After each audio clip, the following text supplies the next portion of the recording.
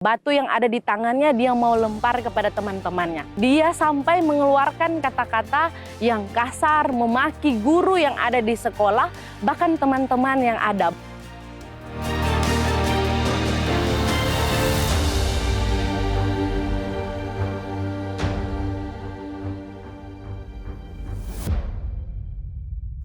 Shalom, perkenalkan nama saya Dewi Yulaunde.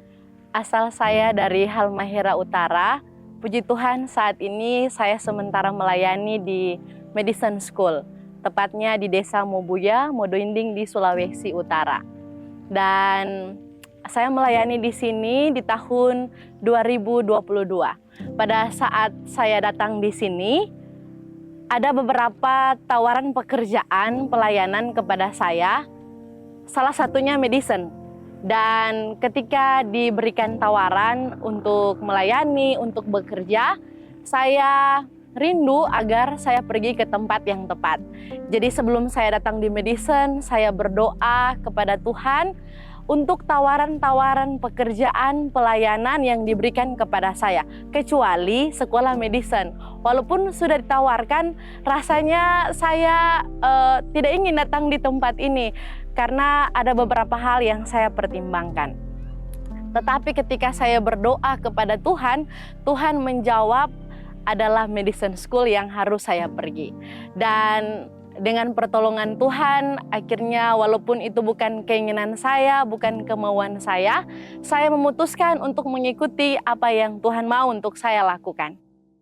Ketika saya melayani di kelas 1 SD, saya bertemu dengan anak-anak yang luar biasa, ya pergumulan sebagai guru karena kami menghadapi anak-anak yang dari latar belakang keluarga yang berbeda dan mereka mempunyai budidaya juga yang berbeda, dan saya sangat bersyukur kepada Tuhan oleh karena Tuhan mengizinkan saya untuk bertemu dengan anak-anak ini. Satu kali saya memberikan tugas kepada mereka untuk mengerjakan gambar, di mana mereka diberikan kertas dan disuruh gambar. Mereka disuruh untuk menggambarkan sesuatu yang mereka suka, baik di sekolah maupun di rumah. Ketika saya melihat gambar salah satu dari anak yang aktif yang suka mengganggu teman-temannya di kelas, di mana orang tuanya sudah berpisah, saya lihat gambarnya dia menggambar ada 2 orang, ada perempuan dan juga ada pria di sana. Dan saya tanya kepadanya, apa maksud dari gambar tersebut? Dan dia bilang bahwa itu adalah mama dan juga bapaknya. Dan itu adalah hal yang paling dia suka di rumah. Dan saya bertanya kepada dia, apakah sampai sekarang masih mendoakan supaya mama dan papa bersama? Dia bilang, iya mem, sambil malu-malu. Dan saya sangat tersentuh oleh karena itu sudah tidak mungkin lagi terjadi. Di mana orang tuanya sudah berpisah, tetapi keinginannya sangat sederhana, kerinduannya sangat sederhana, yaitu orang tuanya bisa untuk bersama-sama. Dan kemudian singkat cerita, satu kali ketika ada bermain dengan teman-temannya, anak yang sama juga, dia memegang sebuah batu dan dia marah-marah. Sudah sekian banyak kali dia marah-marah, tapi kali itu marahnya yang paling memang benar-benar kelihatan marah sekali. Dan dia sampai mengeluarkan kata-kata yang kasar, memaki guru yang ada di sekolah, bahkan teman-teman yang ada. Batu yang ada di tangannya dia mau lempar kepada teman-temannya. Ketika saya datang kembali, puji Tuhan dia sudah tenang, dia sudah lepaskan batu dari tangannya, dan ketika saya ajak berbicara, dia sudah mau menjawab setiap pertanyaan saya. Saya tanya kenapa dia marah, dia cerita, kami berdua sharing, dan akhirnya ketika sharing kami sudah mau selesai, saya mau ajak dia berdoa, tetapi sebelum saya berdoa, entah kenapa pertanyaan muncul di benak saya yang rindu saya tanyakan kepada anak tersebut.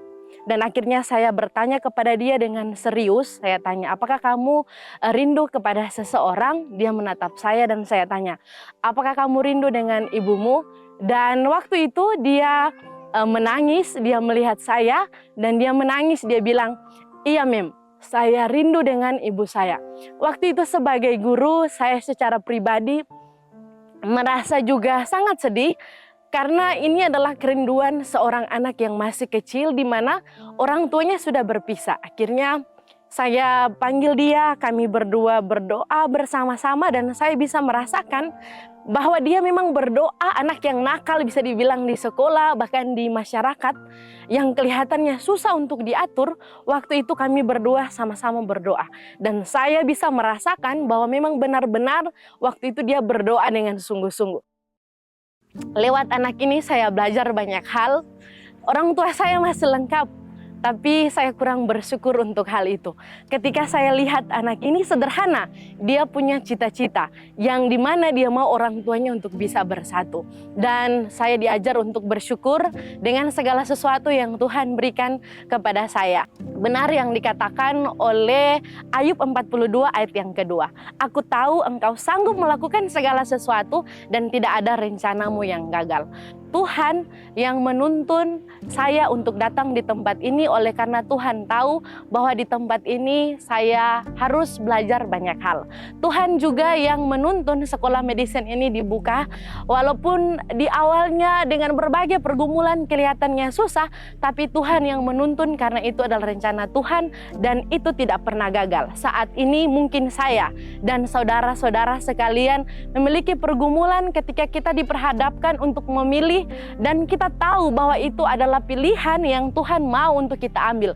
Tapi kita masih ragu, percaya melangkahlah ke depan karena di depan sana Tuhan sementara mempersiapkan sesuatu yang terbaik untuk Anda dan saya.